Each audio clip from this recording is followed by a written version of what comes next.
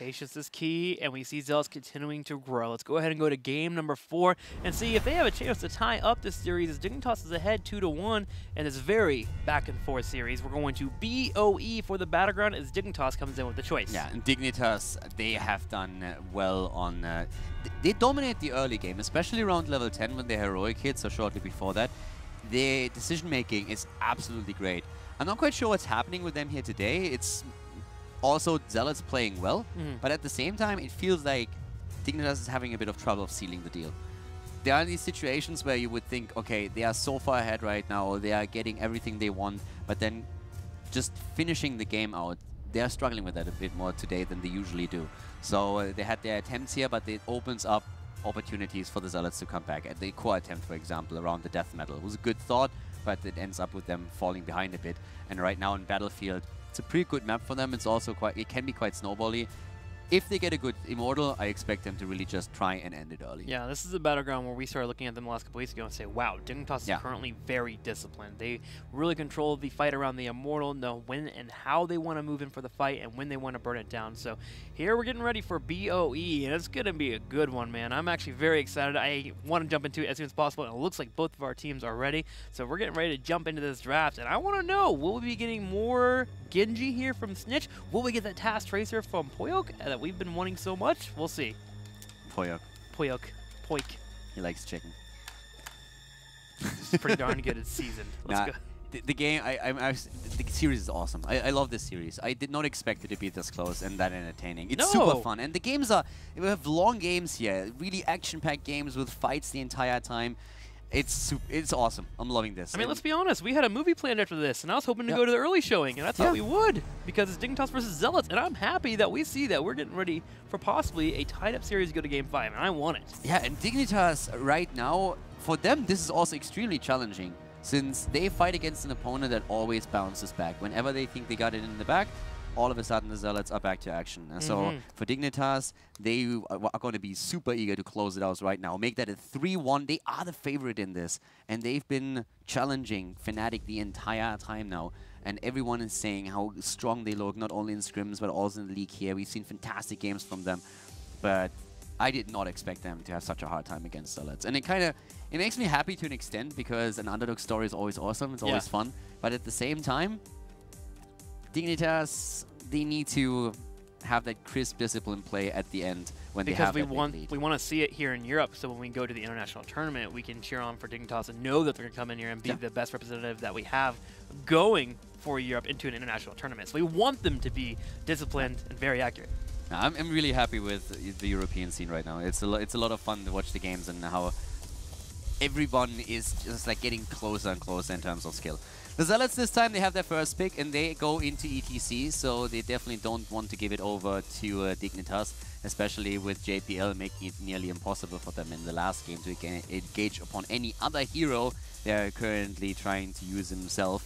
And I mean, I can't even imagine how frustrating that must have been. We've talked about how the Blessed Shield Cursed Bullet combo and trying to drop JPL did never even come close to kill him. But who else are you going to attack? There's no one else that really presents themselves at front, because Dignitas is so good at positioning themselves around him. And JPL knows that if anything happens, Bakery will be there with a Divine Shield. But this time, ETC is taken away from them, and Dignitas will have to adjust. And now they're weighing their options, because Tassadar has gotten through the ban phase. Medivh and Genji being banned out does mean that Zealots, who have ran Tassadar Tracer in the past, can pick it up. They could also do the same for themselves, and they do. There we go. Team Dignitas giving up to Haka, and they move into Tracer / TAS. Snitch on Tracer. It's a lot of fun to watch. This should be a good one, and the question remains how the Zealots are going to try and react to it. Rhaegar and Brightwing. Yeah, going straight into Polymorph. Okay. Helps control that dive, makes Tracer play a little bit more reserved. So you have ETC already for the power slide. Can really annoy Tracer, especially if you lead with Brightwing dropping the Polymorph, and then you have a pretty easy power slide after that. They need some burst damage on the other hand. If they really want to blow Tracer away, then that would be a good one. I would expect that when it comes to bans, I mean, I would say if you really try and blow Tracer up, then you have to go and ban out Uther. If you're trying to go for the blow up. Yeah. Dignitas has played also. We've seen a lot of different healers from them. Morales has been played by them too, and quite successfully. If you have good zoning at the front, Morales can be great with this setup. Question is, of course, if you have enough peel. Dignitas thinking about their ban here. Some blow up that is scary against Tracer. Greymane, even leaning to a degree, leaning a little bit harder to pull off. You need the setup for it. They elect to go ahead and ban out the Malthael, so Malthael will not be in the mix here for the Immortal Racing. Now Zealots, do you ban out Uther? Bakery is incredibly successful with Uther, and yeah, it makes sense. If you want to blow Tracer away, then the Divine Shield can definitely throw a big wrench into your plans. So right now, taking Uther away from Bakery is probably a great choice for them. HGC is already on their side. They have their own double support, but let's see how Dignitas is going to play this. So first of all, question is going to be later on who plays Tacita. They had Tacita on several players in the setup in the past, so we'll have to look at the rest of their lineup to determine that. Are we going to see an Anubara combo again here for Dignitas? Is that going to be the hero at the front line for JPL? And Karazim be willing to dive a target, force a fight? With supports being kind of limited right now? I mean, we still have supports available to them. I don't think that Oriel really fits here. You have Karazim available, as you said. We've seen Morales on the other side already played quite a bit from them. The thing is, if they want to go into potential Morales, they need someone else to also peel for her. A strong front line. Yeah, they need a strong front line, good peel. Currently, we don't see too much dive on the Zealots side, but they can still make that happen. Yeah, they wait with the last pick, because on the last pick they can really decide right now. If they don't see a lot of if they don't see a lot of like jump into the backline potential from the Zealots, I think this is going to be a Morales play. You have Muradin, you have Arthas, so you have already a super strong front line that's hard to break through, and if your opponent does not spec into anything that aggressively can engage into the backline, then Morales would be extremely safe, and Dignitas has showed it several times now. So that is definitely an option. If they see on the other side very, very aggressive play now, or aggressive heroes from Zealots that could threaten Morales, you can always deviate away from it. Well, Zealots now thinking about their 4th or 5th pickup. They're going to need damage. They're going to need some control they can move into. I mean, Greymane becomes an automatic pickup usually here, but with the double tank, Arthas and Muradin being around, they might need a little bit more than just a Greymane.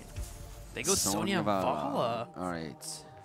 I mean, I don't mind that too much. I really think that Zealots are a bit limited sometimes when it comes to certain picks. For example, when it comes to mages, it's always a question if they play something like this, if they could throw a second mage in, for example, first one. So I don't mind the setup though. Sonya can be quite annoying if she hits the spear against Tracer. If you hit Brightwing Polymorph and then Sonya gets a poison spear in, I mean, that hit point pool of Tracer is going to be depleted so fast. So there's a lot of blower potential on their side for sure.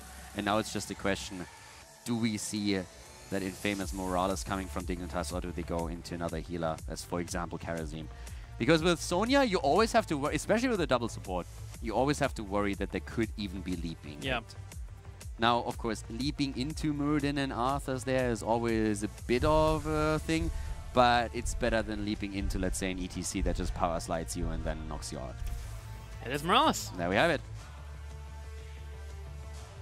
So that's the moment where the Zealots have to think about Sonya, how they're gonna, if they're gonna, I guess the original plan would have probably been to just go for Wrath of the Berserker. If there's a Karazim on the other side, now that you see a Morales, you have to at least consider Leap as an option. But then, of course, you take a lot of the sustain of Sonya away. But you have 2 supports, so that to an extent makes up for it. But with those last picks, you could really see that both of them were just like thinking, okay, can we take Morales here? What benefits? Is that too much hard engage? And that this could be a great game.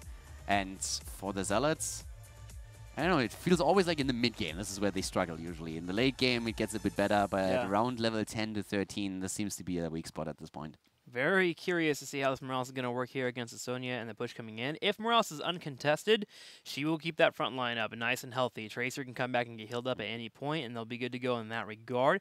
When it comes to the actual Immortal race, looking over to the Zealots, they're looking pretty strong too with the Vala and the Sonya, so they can focus that there. But I expect a lot of aggression here from Dignitas. They are going to be wanting to force fights and slow down that burn that's available for the Zealots. An Immortal race is definitely won by Zealots. If it comes to that, Lightning Bond on Rhaegar, you have Sonya, you have Vala with an arrow build, there's no doubt that Zealots would win a straight-up race. But I highly doubt that it's going to come to that. So, yeah. I'm ready for it, man. Game me too. I want to see the next one.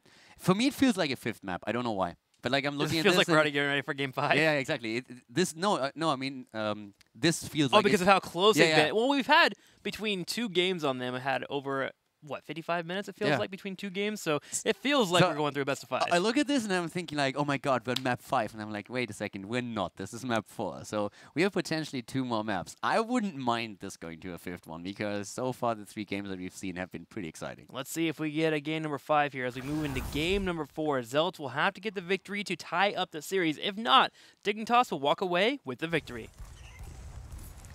And it is on game number 4, Bakery on Morales. This time we see JPL for Team Dignitas on Muradin. Mene is taking over the shield duty with Tassadar. Snitch is going to be supported by him on his Tracer. And Zelia is going to play Arthas. On the right side, in the red, Zarmany playing Sonya. Mopsio will play the ETC. Grandpa will be on the Rhaegar. Shad on Brightwing. And Poik will be playing Vala. Hungering Arrow build coming in.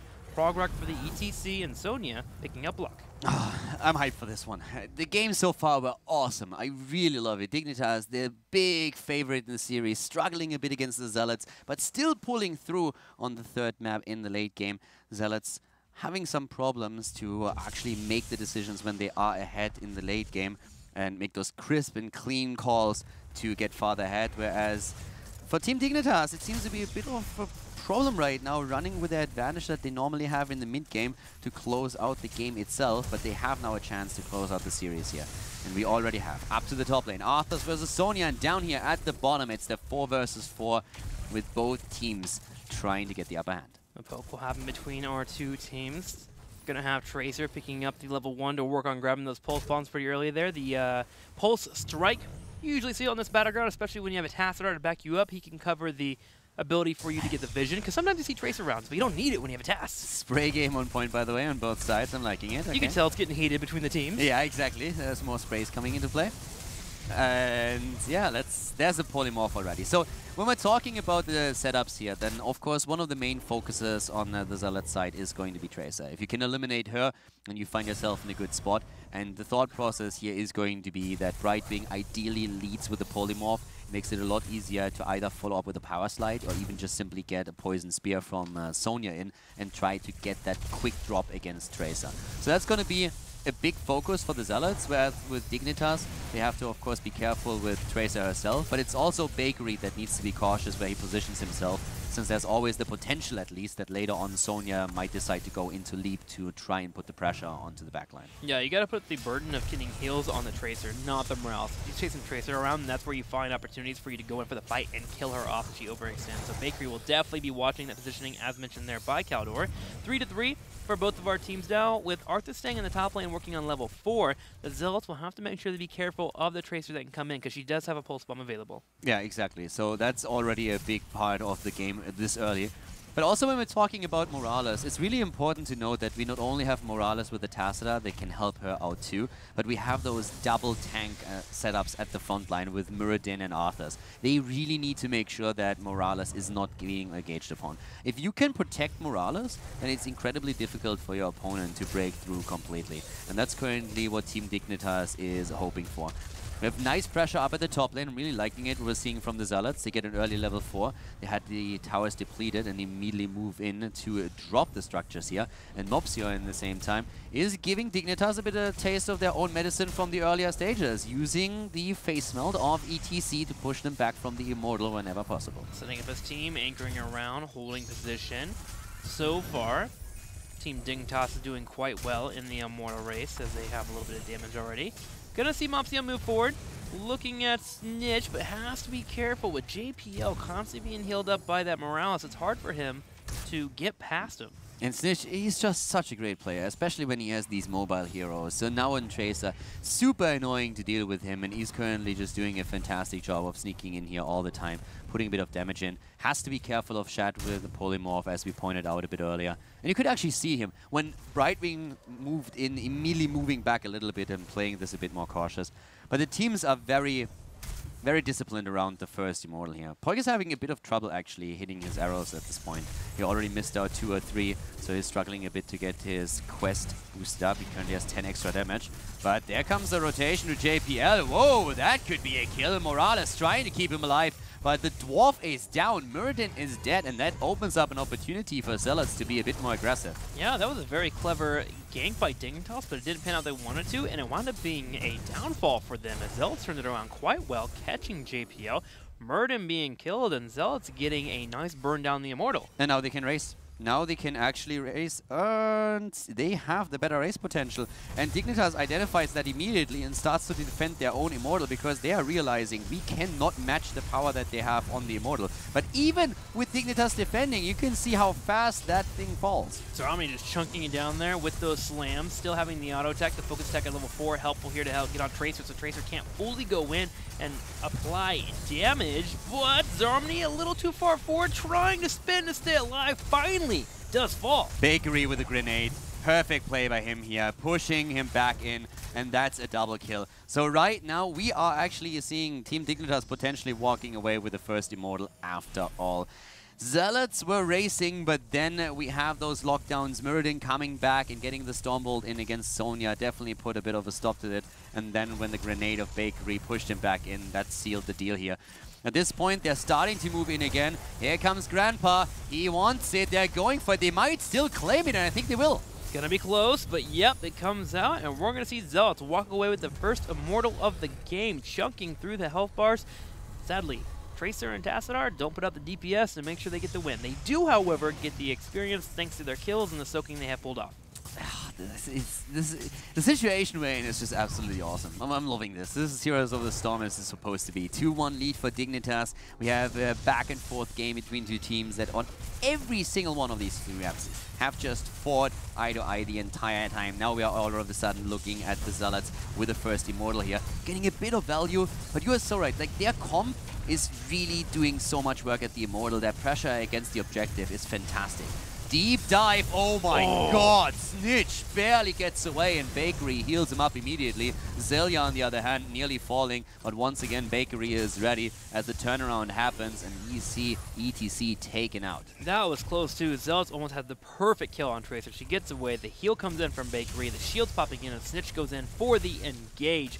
That was incredibly close, incredibly tense, but I love how Dignitas handled the Immortal coming their way. They did a decent amount of damage on it, but came in for the big flank. Zelia dropping down the Howling Blast, and the Zealots, even though they almost answered back, that was a quick back and forth that Dignitas got the advantage in. Yeah, they jumped past it at the right moment in time here, and we still have the experience lead for Dignitas.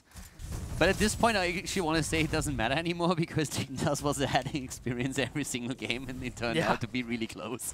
So it feels a bit weird, but that's how the series has been going for some reason so far. The mid game is definitely where Dignitas has excelled in this game, like in this series, no doubt about that.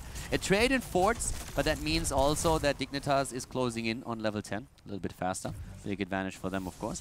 So they are knocking at the bot lane already. But for the Zealots, this is basically just accelerating the experience gain a bit and trying to make sure that when the next Immortal is being fought over, they have level 10 as well. Because that has already been claimed now by their opponent. I do like that movement, though, by Dignitas, realizing that usually whenever you're going in for a keep wall, your opponent's going to either have two options, come for a flank or they back home and defend. They were forced to only do one option, though, because 10 got hit by Dignitas. If they did come in for the flank and try to force a fight, Zealots would probably lose out in that fight due to the heroic ability. So nice move there by Dignitas, breaking down the turret, getting 10, and now they can focus on the Immortal. And now we're talking again about what happened in the last few games. We're talking about Dignitas having the lead and going to try and snowball this a little bit harder. They had problems closing out the game so far in all three maps that have been played. And now they are going to try and make sure that this doesn't happen again.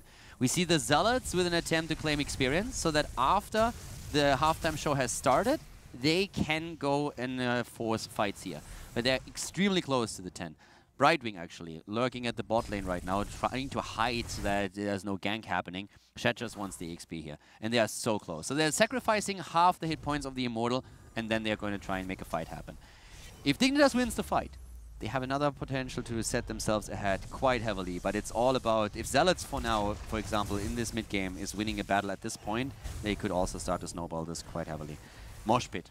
Super important here once again. Brightwing probably going to go for the Emerald Wind. We have no engage into the backline from Sonya. Decided to play it safe here with the Wrath of the Berserker. So a bit of pressure taken away, potential pressure taken away from Shad. From Morales. Shad, Emerald Wind, okay, still alive here. Gets a spell shield that'll keep him alive, able to heal up too with the Emerald Wind popping in. Also, I don't know if you mentioned this, level 7, the phase shield build being popped up here. Gonna make it a bit easier for Sonya and Vol to dive in. Vala so far, okay, goes for Strafe. Goes for Strafe, there is interrupts available, but still, and keep in mind, 60 damage on the side of Vala's Q now on level 4. So Quest Talent is being stacked here, not too powerful just yet, but yep, here's the zone attempt. Alright, so at this point, the Zealots, they have their tents, and now they are going to try and see if they can maybe make a play here. We do have Arthas peel off from Zelia. He's going to top lane to clear it out, which means Mopsio is going to go for the engage. He does pop in onto the Muradin. We do have Zarmony going in, putting the damage out, but Bakery just easily heals this. Ancestral Healing will be used as Mopsio gets focused down, and Zelia joins back in on the fight. Cleanse comes out as well. Mopsio was in the stun circle thanks to the Force Walls. That was really good heads-up play from Rhaegar. Not only getting the heal through, but also negating the Immortal stun. That was important, but it forces them back, of course. So Dignitas is still here. If they get 100% Immortal with like full shields, that will be fantastic for Dig, especially since they are also the first team that will hit 13 if the fight doesn't turn against them. So Brightwing is now at the bot lane, claiming a bit more experience, but at some point they will have to fight here. Yep, because especially with Team Dignitas, they will take it centimeter by centimeter here, working in some damage. Brightwing can face it in at any point. Mopsio will be the one that starts the initiation. JPL also the entire time splitting from the rest of the team a bit because he is the one with the biggest interrupt against the ETC mosh pit. So he has to be careful that he's not caught with the rest of them. So he's always a little bit away from the rest here, so that for ETC it's a bit weird to see who can I get here? Can I actually go into that? Now if of course cleanse up again, then a quick pre-cleanse against the Stormbolt would be well worth it as well. But then the coordination between Mopsio and Grandpa Kette has to be absolutely on point. Sidestorm's coming out, slowly tickling down this Immortal. Zealot's got the top lane to worry about, actually, because the minions are pushed in, thanks to Zelia on that Arthas. Constantly dancing back, and I'm very worried here for Zealots. This Immortal, as time goes by, is getting weaker and weaker. They're going to have to make that snap call at some point, whether they decide to go ahead and just go for a defense or force a fight. Regardless, it has to be decided on. They need to make a choice. Either they defend, then give the Immortal up faster so the opponent doesn't have 13 when they push with it, or you try and force a battle here somewhere, try and get a kill. As you said, the Immortal pressure from Dignitas is not great, but the constant poke that we're seeing is just doing its work. They're down to 3,300 hit points now on the Immortal pool, and there's still a 20,000 hit point Immortal on the other side, and that would translate into a massive shield. So the Zealots have to make a call. Here comes Brightwing, provides the vision, and now know exactly what's going on here, and they can try and set that play up. Tracer is actually getting chunked down pretty heavily here, as Snitch was attacked, but Bakery is negating all the damage output immediately. Healed up right away, Wrath being utilized, and it will be down soon here. Sonya on the left does find Mane. Does he hit the spear? No, he misses out on it. Mane will be able to retreat, and we saw a sneak on the rest of the Immortal here, and Team Dignitas has a massive Immortal about to push in. Tracer went in and took it. Also, the Force Wall, again, preventing worst here, making sure that there was no heavy engagement from the Zealots. And now, of course, this is the scenario that I alluded to earlier. The level 13 talent is going to drop with this push.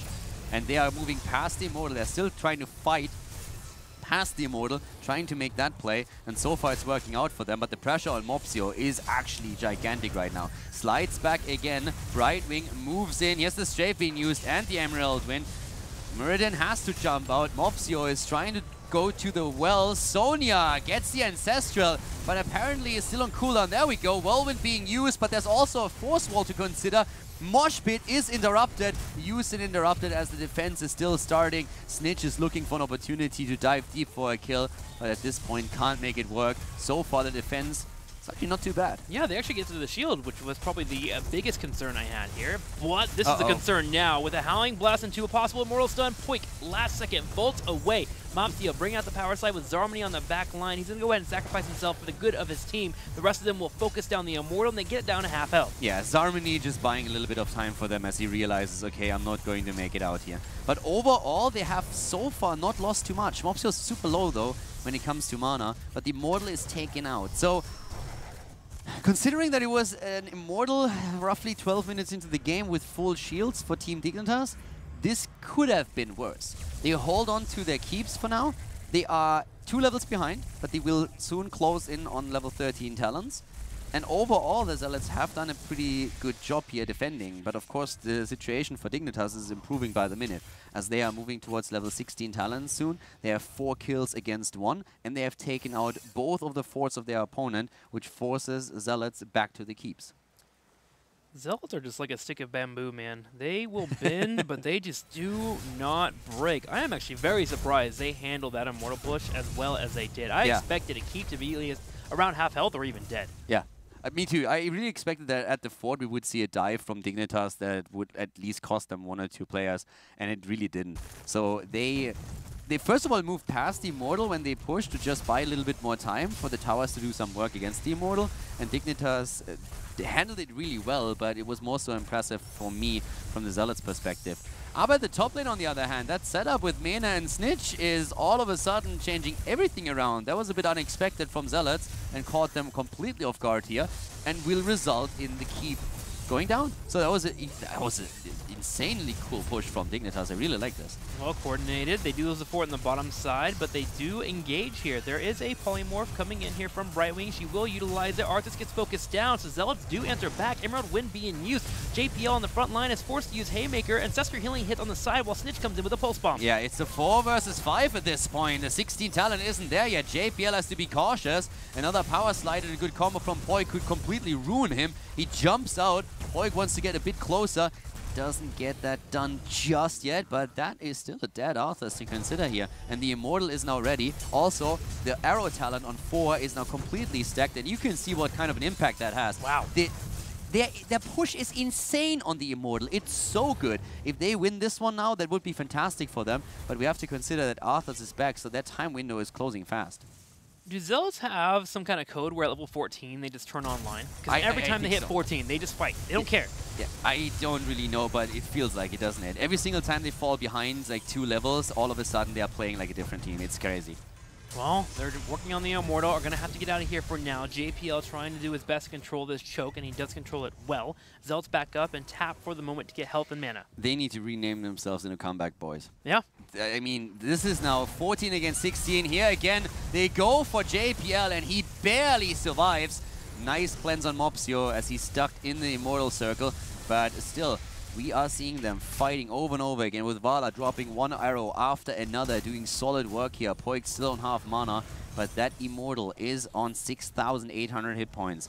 So ideally Zealots would like to rush it, but it's difficult against Arthas and Muradin, who are always looking for that flank and that lockdown. It's incredibly difficult to make it happen, but they need to react soon here or they will lose another Immortal. Ooh, we do have the Howling Blast out with the leap coming in from the Immortal. Zarmany's low, but he turns around for the spin. Shad's here with the Emerald Wind to knock everyone back. Mobseo also with the Face Melt, helping knock away everyone. Dignitas brings all 5 over for defense. Going through that choke point is not doing them any favors here. One ball after another. It's party time! Here comes ETC, but Grandpa is low, drops the Ancestral before he dies. Can they trade? It doesn't look like it, as all of a sudden Zarmany falls as well. That's 2 dead. Mopsio is low and running, and Poik is eliminated in the backline. A triple kill against the Zealots are putting them into an awkward spot. Dignitas, they smell blood in the water, and they move towards the core. That they do. Gonna move in with all 5 members. Bakery healing everyone up. JPL to tank the core, and they will focus it down. The armor being burned for the moment. Mopsio and Shad coming on the side. There is no major heroics for them for at least 10 seconds. Emerald Wind will be up, but already Dignitas dropping the core down to 70, down to 60, and it's looking like this is just game. Dignitas is going for it, and they have the power that they need here. They have the damage potential. This is it. Team Dignitas taking down the Zealots with a 3-1 victory in the best of 5. And a very entertaining series. Very entertaining, very close. A 3-1 will go over into favor of Dignitas, but Zealots coming out today and looking great again. These last few weeks from Zealots have been impressive. They, as a team, continue to grow, and I'm actually very happy to see them in the middle of the pack here. We're going to see them in the playoffs, and it looks like we're going to see them for next season already here, as they are not even close to the Crucible. That was a lot of fun for sure. And so far I would say this was also the map where Dignitas looked the cleanest from all the maps that we had so far. So the play that we saw from Tracer in particular was great. I think Zealots probably made a bit of an engagement mistake when they were trying to funnel through that choke point over and over again, because Mena was just sitting there as like, boys, you can just keep coming. I got a lot of force walls for you and a lot of Psy Storms, and that softened Zealots up quite a lot. But Dignitas played really well here. Good decision making. but I was also pretty impressed by the Zealots. Yeah, and sure. that same choke, I could have seen a power slide if it didn't go as far. They hit 3-man Mosh, could have been a little bit better for them. I could see what they were going for in that fight, just not quite in the position they wanted to be. But Zealots looking great today. Dignitas taking a little bit of a step back in the discipline that we've seen from the last few weeks, but between them not fully being on and Zealots being on, you can see really there's a struggle there between the two teams. And at the end of the day, they win the series with the 3-1. So yes, they struggled a bit more than they did in the past few weeks, and they didn't have as easy of a match as they were expecting, but they still win it. So they still have the points in the leaderboard now, and that's the most important part for them. So for them, might have been a little bit more of a shaky series than they expected, but they're still going to be pretty happy with the result itself. That's right, continuing to be in number 2 in the standings with their victory today. So Expert and crew continue to work harder if they want to move up in those standings. The playoffs, man, continue to get more exciting. Remember that the first 2 seeds in HGC Europe will be going to the HGC finals, and Dignitas is making a strong case to be that leader, as we only have a couple more weeks left in the HGC League here for the next couple of weeks. The 3rd spot will have to face off for playoffs, which will be fun, man. That's in 2 weeks, I believe. So playoffs are going to be crazy. Oh man, I love playoffs. They're going to be really crazy. We have a lot of teams that have a good chance of making it there. Yeah. Well, we do have Snitch here from Dignitas. Snitch, congrats on your victory today, but that was a lot closer than I think you and I were expecting. Yeah, do I look exhausted? I feel like I feel pretty exhausted. Well, you put in work on that tracer, as usual. The last game is probably, I think, with all of us trying not to fall asleep, so we didn't make a mistake as we slowly but surely won the game. So that's kind of the game plan for that last one. Well, how's the team feeling today? I mean, this was a big victory. Was this more of you guys kind of slacking a little bit, or was it Zealots coming out and just looking impressive? I really think it's the latter. Like, I think Zelia talked about in the interview before about how Zealots is a team that they're either on or they're not. And I think today they were super on. Like, they were super ready to play, and you could feel it. Like, the drafts felt really secure. Like, a lot of their game plan felt, really solid. And they were just a very tough opponent to deal with today. Awesome. Well, over to Caldor. First of all, congratulations from me too. The series was insane, super entertaining to watch. Like all of the games for you, I guess you would have preferred the 3-0, but for us it was pretty fun. Overall, it seemed a bit that you guys always walked away with a 2 or 3 level lead in the mid game, but then you failed to really close out the game. Was that really just them defending so well, or do you feel that when it came to putting the final finish to it and sealing the deal, that you struggled a bit? Was that a problem that you identified today too, or was it just not in for you? Yeah, I think we've already identified that we were just struggling to make the right calls in the late game today. Like, yeah, it felt like it was a few maps in a row where we were just a little bit shaky. We weren't pushing our lead as much as we could have done. As you said, our early games were really well controlled. We had really, dominant early mid games. We had a big level lead almost every game, if not every game, I think. So yeah, we were super confident with our early game, which I think allowed us to reset even when we did make those mistakes late game, because we felt like we were the better team. But yeah, I do think our late game calling was a bit of a struggle today that we'll probably try to work on in the next week. Yeah, at the same time, you guys won the series. That's all that matters at the end of the day for you as well, of course. You improve in the standings now. So how do you currently feel with your... Do you still think, okay, this is going to be a smooth sailing for you for the rest of the season? Is there anything that you guys are worried about at this point? But so far, you're making a pretty good impression after you didn't make it to the Western Clash. I mean, you look stronger than ever. Yeah, I think we feel really confident that we're going to be the second seed this time. I think, for me personally, I think this was actually my scariest matchup. I actually respect Poyek so much as a player. He's the 10k points god, like the superstar prodigy range that's joined Europe this time. So, and I think that the squad of Zealots have actually adapted to playing really well around him, which I think makes them really scary because, when we see you get to these late games, he's a range who always is super solid. So it's super scary to play against them in the late game because I think he always approaches team fights really well.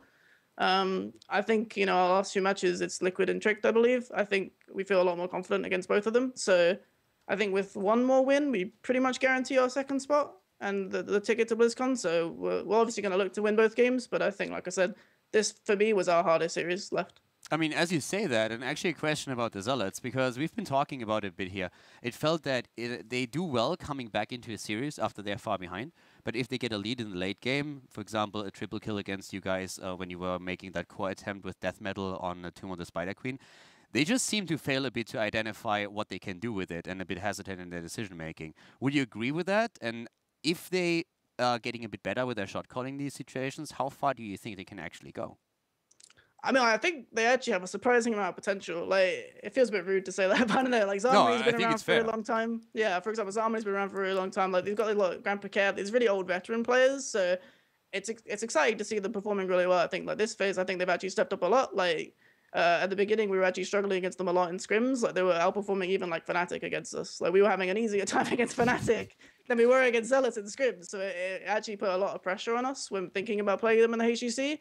But yeah, I think it's just about finding consistency for them. Like you said, sometimes their shot calling's a little bit off, but it's not like we can make a big case against that either. So I think, yeah, it's just about finding consistency for them, playing a little bit more together, like practicing more as a team where they can. And I think they can go really far. They could even be the third team to BlizzCon, honestly, I think. All right, awesome. Thank you very much for the insights. And again, congratulations. You guys played fantastic today, and good luck for the next series. Before I let you go, Snitch, I do have a question. You are facing off against Team Liquid next, but I'm actually a little bit more curious about their match tomorrow, the fight for Crucible. Playing Ducks and Team Liquid are facing off. Who do you think walks away with the win? You know, it's actually hard to say, which is a little bit sad, I think. I honestly think Playing Ducks are starting to look really solid. Like, they're focusing on their strengths a lot, which is Chris on Valor. And Hungering Hour God. Liquid seem to be, you know, struggling to find what they really want to do. Like, they're still swapping the roles around a lot. So it could definitely be Duck series to take for sure. Awesome. Well, looking forward to that series. Looking forward to your series against them as well next week with Team Liquid. But before I let you go, you get a little bit of breaks. You can watch the matches tomorrow. You have to give us a few shout-outs. Huge shout out to Team Dignitas and our sponsors. Huge shout out to my team who we played really well today. We had really good early games, so you know, a little bit to work on, but for the most part, it's good. If you want to see more of me, you can find me at Twitter and Twitch at SnitchHots. Awesome. Check him out, man. His stream is quite fun to watch, especially when he's playing that Genji. So, Dignitas gets a win today over the Zealots, and Zealots looking impressive. Keep an eye out for them. Their last few weeks have been stellar, and even Snitch saying himself, like, they have a lot of potential. Snitch is awesome to talk to. I think it's absolutely cool just to have his insights and what he thinks about these situations. It's like, he really likes to, like, think about these like stuff, like for example with Zealots, like the veteran players coming back, the potential that they have. I find it funny when he said that it's a bit rude to say, because I mean, he's right in the sense that the players that are on Team Zealot have been in the game for so long. So with that background, it might seem rude at first, but if you consider where they're coming from and how they really struggled, especially in the last year and through this year, it's pretty impressive how they all of a sudden are just making this massive leap. So I'm super impressed, and it's always fun talking to Snitch. Seeing Zealots perform here was also a treat. I'm very happy with this day. Well, it's good games. I'm enjoying this. A good Saturday, man. Let's go ahead and look at the standings and see where everything resulted after today's matches. Fnatic continues to be at the very top here with that 10-1, but Dignitas staying in that second seed, having a couple of games over Trick Esports and Team Expert, who are currently tied at 6-5. Zealots falling down a little bit with a 5-6, but tomorrow, the number 6 and the number 7 are facing off. Yeah, that's going to be a super intense game between Liquid and the Ducks, and I guess nobody really expected that to happen at the beginning of Phase 2. At the same time, I also have to say that Zealots, they might look good right now, but they still find themselves a little bit lower in the standings, so praise cannot be enough. They have to deliver results. Yeah. The improvement is there. They're looking really strong, and as Snitch said, with a bit more improvement, they could theoretically even make the 3rd spot for BlizzCon. The potential is definitely there, but in order to really fulfill that potential, they have to also deliver in the next games that they have in the standings. So for them, there's just no relaxing. They can't take it a little bit easier as Fnatic can now that they're qualified. They really have to focus even more on their next match. Well, tomorrow's matches are going to be exciting, so make sure you are here for them. Let's go ahead and look at the schedule. Starting off the day, the important match that we're all looking for, Team Liquid and Playing Ducks. This match, very important for Team Liquid. If they lose to the Playing Ducks, they will start to move into a slot where they could be going for the Crucible. Yeah, there is a very good chance that they will be playing the Crucible if that happens. Then it really comes down to just the remaining results for Liquid and the Ducks here. For the Ducks, this is the crucial game. Yeah. Because if they make that happen, they would take such a massive lead over Team Liquid in direct comparison, or would be such a favorable position for them. It would be fantastic. But then later on, of course, Expert going up against Fnatic. Fnatic qualified for the HGC finals at BlizzCon as is. For Expert, there's still a lot on the line here, trying to improve, of course, their own spot. And for Fnatic, it's also an opportunity to test out a few more things that so far they didn't really want to risk. So it's going to be an interesting game. one way or another. For North America, Gale Force Esports and Team Freedom will be facing off. Team Freedom looking great yesterday. Gale Force Esports having another loss the other day. So this is actually a match where we could see Team Freedom start to move up over Gale Force too. So North America, exciting as usual. Yeah, I mean, bad puns aside, but Gale Force turned into full fail force on Friday. That was not expected. I mean, come on, 0-3? Yeah, was not expected. The team that dominated completely. I could see a loss in the match, but I expected this, if they lose, to be a lot closer. Yeah. So, yeah, King Kefin and my good on his boys, they have to step it up a little bit, because if they continue down that path, don't pull a Team Liquid, boys. All right, let's go ahead and check out the top 3 tiers here in Europe. I think they're a little far away from pulling a Team Liquid. Fnatic, Dignitas, and Team Liquid still lead in the top 3 tiers right now. Fnatic over 3.5 million, and Team Liquid rounding out the top 3 with 1.3. I feel so bad right now. Why? Because I actually said that. It's pretty rude. It was actually. harsh, yeah. It was pretty rude. Sure I apologize. that they're going to take it to heart. I feel so sad for Team Liquid. Whoa, like, did he just apologize for something? Did you say you're sorry? I say that every now and then. Caldor is so Care Bear as of late. Ridiculous, man. What happened to you? You're wanting to wear cowboy hats. You're saying sorry on broadcast. This guy. I don't know. This guy. You're rubbing off on me. That's right. Let's go ahead and call it a day here for HGC Europe. North America will be up next. We'll see you tomorrow.